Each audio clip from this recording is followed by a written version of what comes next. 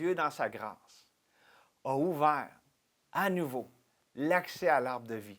La croix du Calvaire, Jésus-Christ, qui est venu sur la croix pour mourir pour nos péchés, qui lui, juste, est mort pour nous injustes, c'est lui qui est venu être notre deuxième arbre de vie. Il est venu nous donner accès à Dieu.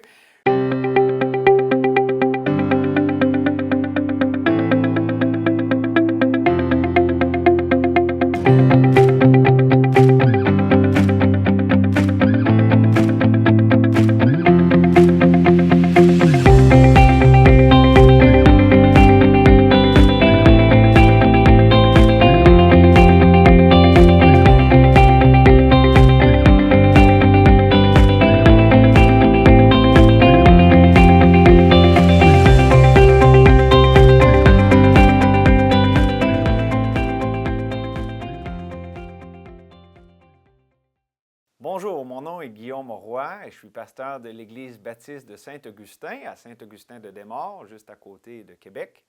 Et j'aimerais vous entretenir aujourd'hui dans le cadre de l'émission théologique sur un message que j'ai intitulé « Choisis la vie ». Dans Deutéronome, au chapitre 30, au verset 19, on peut lire « J'en prends aujourd'hui à témoin contre vous le ciel et la terre. J'ai mis devant toi la vie et la mort, la bénédiction et la malédiction. Choisis la vie afin que tu vives, toi et ta postérité. » Choisis la vie. C'est quoi la vie? La vraie vie. La vie qui satisfait. La vie, ça grandit. La vie se reproduit. C'est quoi au juste la vie? Pour répondre à la question, on va prendre l'ensemble du message, je vais amener différents points là-dessus, mais j'aimerais commencer en donnant une autre vérité de la Bible qui, je ne sais pas si vous la connaissez, mais on apprend dans 1 Jean au chapitre 5 et le verset 19, « Nous savons que nous sommes de Dieu lorsqu'on est un enfant de Dieu et que le monde entier est sous la puissance du malin. » La Bible nous dit que le monde entier est sous la puissance du malin. Comment ça arrive? Qu'est-ce que ça veut dire, ça, au juste, que le monde entier est sous la puissance du malin? Bien, c'est simplement la continuation de ce qui est arrivé dès le début, lorsque Dieu nous a créés. Dans le jardin, lorsque Dieu nous a créés, dans le jardin d'Éden, il y avait deux arbres. Il y avait l'arbre de vie et il y avait l'arbre de la connaissance du bien et du mal. Il y avait beaucoup d'autres arbres, mais de ces deux arbres-là, il y avait vraiment un choix qui devait être fait, de choisir la vie, choisir l'arbre de vie. Et Dieu avait dit de ne pas prendre de l'arbre de la connaissance du bien et du mal, qu'en résultat, ils allaient certainement mourir. C'est ce que Dieu a dit. Et donc, le choix qui a été pris par nos premiers parents de prendre de l'arbre a donné que finalement, nous sommes tombés dans la malédiction, on appelle ça la chute, la mort qui s'est étendue et sur tous les hommes. Et depuis ce temps, nous avons la mort qui est là, présente dans notre monde, dans nos vies. Et j'aimerais juste vous dire que tout ça, ça se tient avec la question de l'arbre, de la connaissance du bien et du mal. Ça amène la mort. C'est quoi le concept de la mort? C'est l'idée d'être séparé. Être séparé de Dieu, séparés les uns des autres. Et pour l'amener aussi de façon théologique par rapport à cet arbre, le choix de l'arbre de vivre à partir de l'arbre de la connaissance du bien et du mal, ce que Satan offrait à nos premiers parents, c'est de vivre de façon indépendante de Dieu. De vivre de façon à être capables eux-mêmes d'être comme des dieux, de s'organiser par eux-mêmes pour vivre ici-bas sur terre en ayant un système de bien et de mal selon lequel ils allaient pouvoir vivre. Je vais vous donner des exemples où est-ce que ça peut se traduire. On voit par exemple Moïse, avant que Dieu l'appelle, il croyait bien pouvoir servir Dieu, faire des choses pour Dieu, mais qu'est-ce qu'on voit? C'était indépendant, c'était ses idées, Et bon, ça l'a donné le meurtre de l'Égyptien, ça l'a donné le fait qu'il est parti pendant 40 ans au désert, jusqu'à ce que Dieu l'appelle. Et là, vraiment, la vraie vie a commencé pour lui. L'apôtre Paul, dans le Nouveau Testament, qu'est-ce qu'on voit? Il était zélé pour Dieu. C'était un zèle sans intelligence. Il avait pour Dieu un grand désir, mais c'était ce que lui faisait selon ce qu'il avait appris, mais c'était tout basé sur le bien, le mal, mais il n'avait pas cette vie de dépendance à Dieu. Ce n'est que sur le chemin de Damas que tout a changé, où est-ce que là, il a rencontré Dieu par Jésus-Christ sur le chemin de Damas et il s'est converti. Les publicains et les gens de mauvaise vie qui étaient avec Jésus avaient des vies qui amenaient toutes sortes de manifestations de la mort, du découragement, du désespoir, de la destruction. Et lorsqu'ils rencontraient Jésus et qu'ils mettaient leur foi en lui, leur vie changeait pour le mieux. Pourquoi? Parce qu'ils connaissaient celui qui est la vie. Et il y a un passage très intéressant dans Jean 15 où est-ce que Jésus parle, mon dernier exemple pour vous illustrer ce dont je parle, c'est dans Jean au chapitre 5 et le verset 39 à 40, Jésus parle aux pharisiens, aux dirigeants spirituels de son époque, il dit « Vous sondez les Écritures ». Les scribes et les pharisiens étaient connus pour être des experts de la parole de Dieu, des Écritures. Donc Jésus leur dit « Vous sondez les Écritures parce que vous pensez avoir en elles la vie. Ce sont elles qui rendent témoignage de moi. » Et vous ne voulez pas venir à moi pour avoir la vie. Autrement dit, il était dans cette dynamique de rechercher le bien, le mal, comment vivre, comment ne pas vivre dans la sainte parole de Dieu. Et la parole faite chair était devant eux. Et donc, les Écritures qui rendent témoignage de Jésus, partout, Jésus, il dit, il rend témoignage de moi. Il était là devant eux et ils n'allaient pas à lui pour avoir la vie. Donc, voyez-vous, le piège, l'arbre de la connaissance du bien et du mal peut avoir toutes sortes de bonnes choses. Ça promet la vie, mais au bout, c'est la mort. Ces pharisiens, ces scribes ne sont pas venus à Jésus qui est la vie. Et donc, j'aimerais vous dire que Dieu ne nous a pas créés pour qu'on vive selon le paradigme ou selon le bien et le mal. C'est-à-dire, Dieu ne nous a pas créés pour qu'on apprenne à vivre de façon indépendante de lui en ayant un système de valeurs qui nous apprend à vivre, à fonctionner sans lui. C'est ça, l'arbre de la connaissance du bien et du mal. Non, Dieu nous a appelés à vivre selon la vie et la mort, la dépendance de lui. Venez à moi pour avoir la vie. Choisis la vie. Si on ne choisit pas Dieu, on avance vers la mort. Même si ça paraît bien, telle voie paraît droite à un homme, nous dit Proverbe 14, 12, mais son issue, c'est la mort.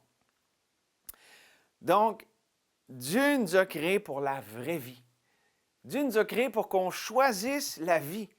Et choisir la vie, c'est choisir Jésus-Christ. Jésus a dit, « Je suis le chemin, la vérité et la vie. Nul ne vient au Père que par moi. » Maintenant, pour amener ça dans l'actualité, avec les 3 dernières années, ça va faire bientôt 3 ans qu'on a vécu les événements qui ont commencé en mars 2020, avec la pandémie, comme on l'appelle souvent ici à Théovox. Dieu a mis devant son Église un choix. C'est comme si Dieu, avec ces choses-là, a dit à son Église, « Choisis la vie. » Et vous savez, Jésus a dit, on reconnaît un arbre à ses fruits. Bien, qu'est-ce qui est arrivé? C'est qu'à travers ce choix que Dieu nous a mis, certains ont choisi d'un côté, certains ont choisi de l'autre. Le peu d'églises qui ont choisi de faire de Jésus la tête de leur Église, c'est-à-dire il l'est déjà, mais de le reconnaître et de le laisser lui diriger en dépit qu'il y ait un prix à payer, qu'il y ait des conséquences. En fait, qu'est-ce qu'ils ont fait? Ils ont choisi la vie. Parce que comme Paul le dit, Christ et ma vie. Lorsqu'on choisit Christ, on choisit la vie. Et ils ont choisi ainsi de dépendre, de soutirer leur protection, leur subsistance, leur direction de Jésus-Christ en tant que leur tête. Par contraste, et c'est ce qui est malheureux qui a été révélé à travers toutes ces choses qu'on a vécues, la majorité des églises et beaucoup de personnes dans le monde ont décidé d'agir selon le bien et le mal. La loi, on va suivre la loi. On va faire ce qui est bien, on ne va pas faire ce qui est mal. On va dépendre de ce que nous faisons. Et donc, vu qu'on fait ça, on est correct. Vu qu'on ne fait pas ça, Dieu est content de nous. Mais la tromperie là-dedans, c'est que c'était un choix qui était selon le bien et le mal, et non pas selon la vie et la mort. Parce que la majorité qui ont choisi ici de vivre selon ce bien et ce mal, selon ce paradigme, ils ont passé à côté de Jésus-Christ leur vie. Pour ceux qui ont choisi l'arbre de la connaissance du bien puis du mal, il y avait un système de bien et de mal qui ne les forçait pas à dépendre de Dieu. Ils faisaient ça, c'était leur protection. Ils faisaient ça, c'est ce qui leur donnait de la valeur. Hey, nous autres, regardez, on est correct parce on agit selon les mesures. Et aussi, c'est ce qui leur donnait leur sécurité et l'acceptation sociale et de leur père. Par contre, ceux qui ont décidé de choisir Christ, leur vie, devaient dépendre de Dieu pour leur sécurité. Des églises ont été visitées par des polices, comme ça a été le cas de notre église et d'autres églises. Dépend de la sécurité, de la valeur. On était méprisés. Des gens vous disaient, vous êtes rebelles, vous vous prenez pour d'autres, ou peu importe, il y a eu toutes sortes de qualificatifs. Mais Dieu valorise la foi. Qu'est-ce qui plaît à Dieu? C'est impossible d'être agréable à Dieu sans la foi. Et donc, Dieu disait, à travers cette confiance qu'on lui faisait, ce que vous faites, ça a de la valeur à mes yeux parce que vous décidez de me faire confiance. Au-delà de ce qui pourrait être votre confort, votre sécurité et tout ça. Et donc, il y a un choix qui a été fait et j'aimerais vous dire qu'il y a un parallèle important à faire avec l'histoire de l'Église et je dirais depuis son tout début. Parce que lorsqu'on parle d'arbre de connaissance de bien et de mal, lorsqu'on parle du paradigme de ce système de valeurs qu'on peut se forger avec le bien, le mal, à l'époque du Nouveau Testament et par la suite avec le développement de l'histoire de l'Église, il y avait une hérésie, un grand problème qu'on a nommé, à l'époque du Nouveau Testament, à son stade, on appelait ça le prénosticisme, mais ça l'a donné ce qu'on appelait le gnosticisme. Gnosticisme, ça vient du grec gnos, connaissance. Pour le dire simplement, le gnosticisme, c'est un autre évangile, une perversion de l'évangile qui dit, si vous avez cette connaissance, si vous faites selon cette connaissance, parfois c'était mystique, puis là il y avait tout un système de croyances et tout ça, c'est comme ça qu'on accède au divin. Le Nouvel Âge fait beaucoup appel à ça, mais à l'époque du Nouveau Testament aussi, c'était... Si vous avez ces connaissances, des fois anciennes, mystiques, secrètes, vous allez avoir accès au divin. Et ça faisait des ravages dans l'Église naissante et par la suite. Et j'aimerais vous dire que le gnosticisme, autant dans l'Église que dans le monde, c'est la plus grande hérésie de tous les temps. Pourquoi? Parce que le gnosticisme, c'est une autre façon d'appeler le problème de l'arbre de la connaissance du bien et du mal. Fais ceci et tu vivras. Fais selon ma recette. Fais selon le bagage de connaissances que je t'amène. Il y a certains qui ont une recette ici, à cette façon-là. D'autres à une autre façon. Des fois, selon les milieux chrétiens. La recette à la réformée, la recette à la pentecôtiste charismatique, à la recette à la baptiste ou frère chrétien. OK? Fais ceci et là, tu vas avoir la vie. Là, tu vas pouvoir avoir une bonne vie chrétienne où dans le monde, on va dire, fais selon ce modèle de psychologie, selon ce modèle de vie, ou même dans la politique, on a tous ces concepts-là. Fais ceci et tu vivras. C'est ça le gnosticisme. Si tu agis selon ce que nous, on connaît, puis là, des fois, c'est pour ça que ça va même dans le mysticisme, où est-ce qu'il y a des connaissances secrètes et tout ça, mais le message est toujours le même, c'est le même qu'en Éden. Fais ceci et tu vivras. Mange de ce fruit. Tu ne vas pas vraiment mourir.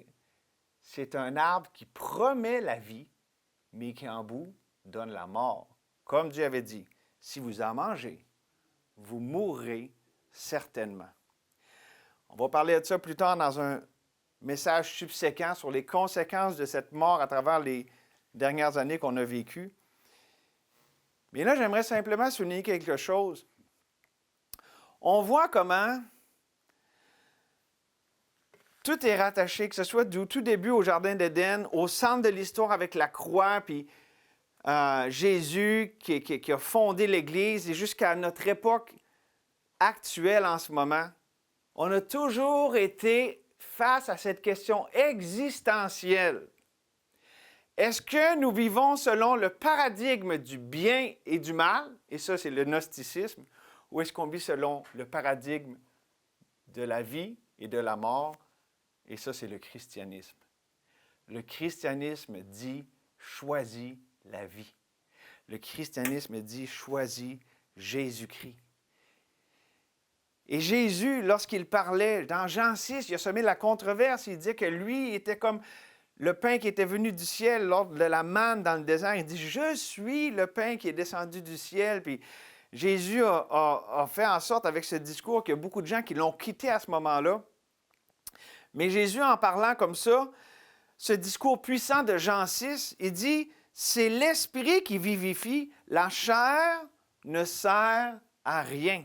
Les paroles que je vous ai dites sont esprit et vie. Dans nos vies, lorsqu'on décide de vivre par l'arbre de la connaissance du bien et du mal, selon ce paradigme du bien et du mal, on peut faire ça très bien par nous-mêmes, autrement dit par nos propres forces, par la chair. On n'a pas besoin de Dieu. On peut apprendre à vivre selon ce qui est attendu de nous. Mais lorsqu'on vient à Jésus comme étant notre vie, lorsqu'on veut se nourrir de lui, nous devons dépendre de lui. C'est une dépendance forcée ou programmée, mais c'est la plus belle vie. Parce que lorsqu'on veut vivre par nous-mêmes, on est déçu. On va parler de ça aussi dans un message plus tard, mais c'est ça qui va donner souvent l'hypocrisie. On ne veut pas montrer comment on a de la misère, comment on a tombé, comment il est arrivé ici, puis ça. Alors que lorsque Christ est notre vie et qu'on apprend à dépendre de lui, on peut être transparent, on peut avoir la liberté d'être faible,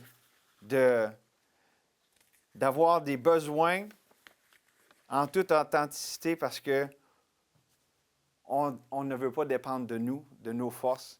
C'est ça, apprendre à marcher par l'Esprit, dépendre de lui. Je vais terminer avec quelques applications de tout ça. Je parle de deux paradigmes de deux arbres, un de la connaissance du bien et du mal, l'autre de l'arbre de vie.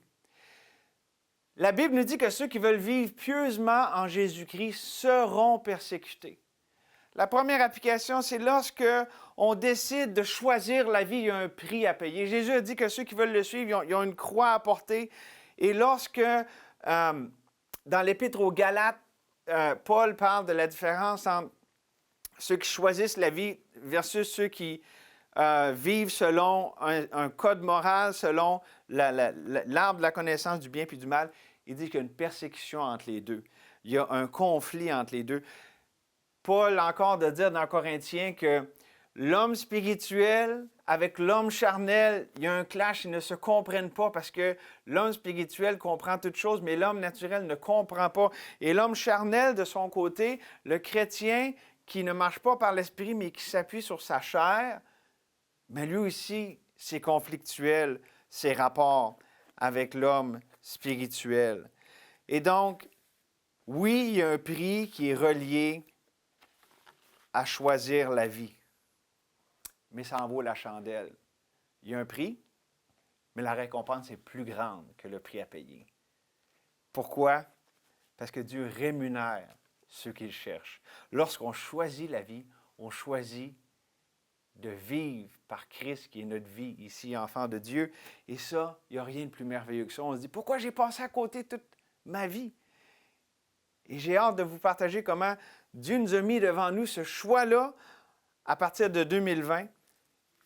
Et ça va devenir clair pour tous comment on a tellement à gagner de choisir Christ, notre vie.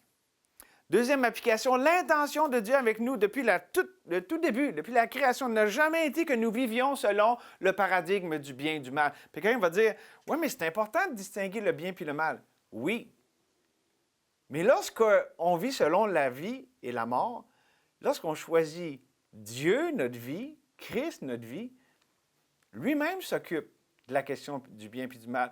Lorsqu'on est avec lui, il nous dirige toujours dans les sentiers paisibles. Il nous éloigne de ce qui est mal. Lui-même nous dirige. C'est vraiment une question de dépendance. Qu'est-ce que je veux? Moi-même prendre le fardeau d'avoir à départager le bien puis le mal, puis avoir à faire ça moi-même, ou je vais à Dieu, je me confie en lui, et lui me dirige dans le bien, loin du mal. Lui-même prend soin de moi.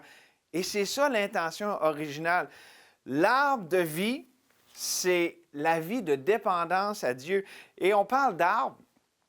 Vous savez qu'il y a un arbre l'accès a été fermé.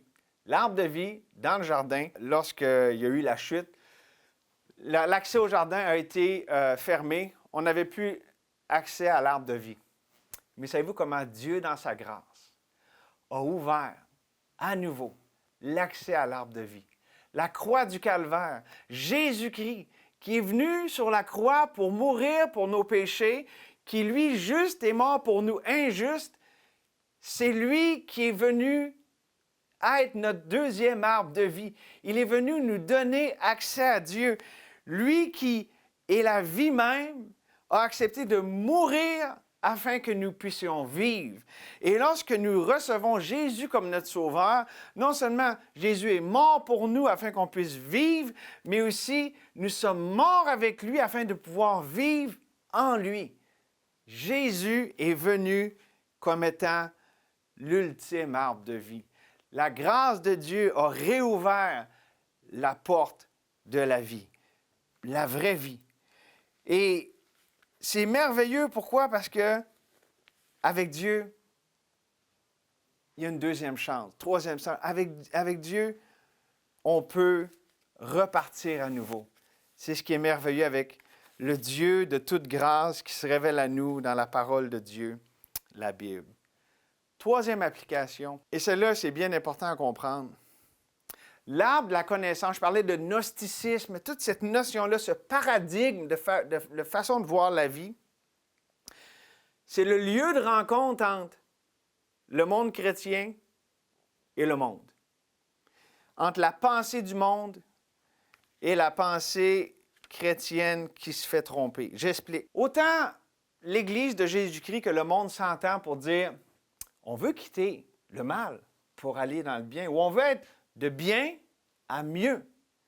Donc, la notion de bien puis de mal, on peut s'entendre là-dessus. « Hey, c'est pas bien ce que tu fais là. Voici, je vais te montrer comment tu peux être mieux, comment tu peux t'améliorer et qui est contre la vertu. » Le problème, c'est pas de vouloir s'améliorer. Le problème, c'est pas de passer du bien au mal. Le problème, c'est où on tire notre dépendance, d'où nous dépendons. Et là-dessus, ce que j'ai à dire, c'est simple. L'Église doit être foncièrement différente du monde de par quel arbre elle se nourrit, de par quelle source elle tire sa vie. Le monde est dans un arbre, puis il peut passer d'une branche basse où est-ce que ça va bien, pas très bien, puis aller dans une branche plus haute où ça va mieux. Il peut apprendre avec la sagesse qu'il y a dans le monde à avoir une situation qui est déplorable à une bonne situation, une situation bonne à une situation vraiment beaucoup plus préférable. Tout le monde s'entend là-dessus.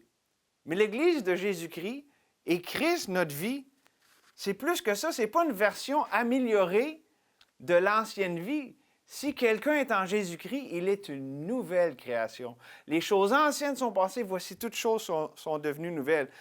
La vie que l'Église a, que le chrétien et l'enfant de Dieu a, c'est une vie complètement nouvelle. Pourquoi? Parce qu'elle prend sa source à un endroit tout à fait différent.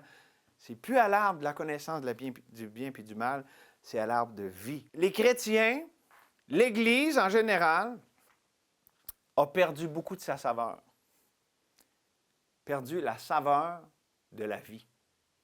La saveur de la vie authentique, de la vie qui est éternelle, qui est extraordinaire, celle de Dieu. Pourquoi? Parce que l'Église ne sait pas où est son choix. L'Église pense que son choix, c'est comme on l'a vu avec la pandémie. Ça, c'est bien, ça, c'est mal. On devrait faire ça, on ne devrait pas faire ça. Non, la question, c'est d'où tu tires ta vie. Si on choisit la vie, lui va nous diriger dans tout ce qui va être les ramifications de bien et de mal là-dedans. On l'a vu clairement. Lorsque l'Église a dit, OK, contre vents et marées, même s'il y a un prix à payer, même s'il y a une souffrance qui est rattachée à ça, je choisis Jésus-Christ. Jésus est la tête de l'Église et non pas César. Et nous voulons le laisser être notre tête. Lorsque la Bible dit « choisis la vie », il y a une autre façon que c'est exprimé dans la Bible à 4 endroits différents. Dans l'Ancien Testament, dans Habakkuk 2,4, et à 3 reprises dans le Nouveau Testament, dans Romains, dans Galates et dans Hébreux. C'est un verset important. Qu'est-ce que la Bible nous dit? Ce verset-là nous dit « Le juste vivra par la foi ». Dans Habakkuk, le verset original, ça dit « Le juste vivra par sa foi ». Le juste vivra par la foi. Pas par la loi, pas par sa propre sagesse. En fait, la Bible nous met en garde de s'appuyer sur notre propre sagesse, mais qu'on doit plutôt reconnaître l'Éternel dans toutes nos voies. Et donc, la question entre les deux arbres, la question du choix de la vie, c'est une question de foi. Par la foi, on choisit la vie. Et la foi ne regarde pas à ce que nos yeux peuvent voir, au prix de l'inconfort qu'il pourrait y avoir, regarde à celui qui rémunère. La foi regarde à celui qui nous demande de se confier en lui, à celui qui nous demande de faire ci ou de ne pas faire cela. C'est ça que la foi fait. Et ça, c'est là qu'est la vie. Le juste vivra par la foi. Et ça, c'est en contraste avec l'autre paradigme, l'arbre de la connaissance du bien et du mal. Celui qui fera ces choses vivra par elles. Voulez-vous vivre sur votre propre carburant ou par la foi, vous voulez vivre par la grâce de Dieu? Connaissez-vous Galates 2,20? Le grand verset qui résume la grande vérité du Nouveau Testament. Nous sommes unis à Jésus dans sa mort et sa résurrection, nous dit dans Galates 2,20, OK? J'ai été crucifié avec Christ, et si je vis, ce n'est plus moi qui vis, c'est Christ qui vit en moi. Si je vis maintenant dans la chair, dans mon corps, je vis dans la foi au Fils de Dieu qui m'a aimé et qui s'est livré lui-même pour moi. La vie qu'on vit, on la vit dans la foi au Fils de Dieu. Christ, notre vie. Choisis la vie. Enfant de Dieu, trop longtemps, on s'est nourri à l'arbre de la connaissance des biens puis du mal. On a appris à faire des choses chrétiennes, mais la dépendance n'était pas en Christ, notre vie, elle était en nous-mêmes, notre capacité, ce que nous, on peut faire. Qu'on sorte de là et qu'on se nourrisse à l'arbre de vie, à Christ, notre vie. Et j'ai dit tantôt que l'arbre de la vie a été réouvert à tous. Si vous êtes ici et que vous ne connaissez pas Jésus comme votre vie, votre Sauveur, votre Seigneur, Jésus est venu. Il est mort sur cette croix, infâme, pour prendre la malédiction, prendre la punition que vous méritiez, pour qu'elle tombe sur lui, afin que vous puissiez avoir la bénédiction infinie d'être déclaré juste devant Dieu. Tout est accompli. La question est, qu'est-ce que vous faites face à ce que Dieu a fait? Est-ce que vous le recevez simplement par la foi ou est-ce que vous essayez de faire quelque chose pour vous-même essayer de gagner la faveur de Dieu? Dieu a tout fait déjà par Jésus-Christ pour avoir toute la faveur de Dieu. Est-ce que vous acceptez son œuvre en votre faveur? C'est la question la plus importante. C'est là que commence la vie. C'est là qu'on goûte à la vie pour la première fois, à l'arbre de vie de la croix du Calvaire. Que Dieu vous bénisse. Merci beaucoup.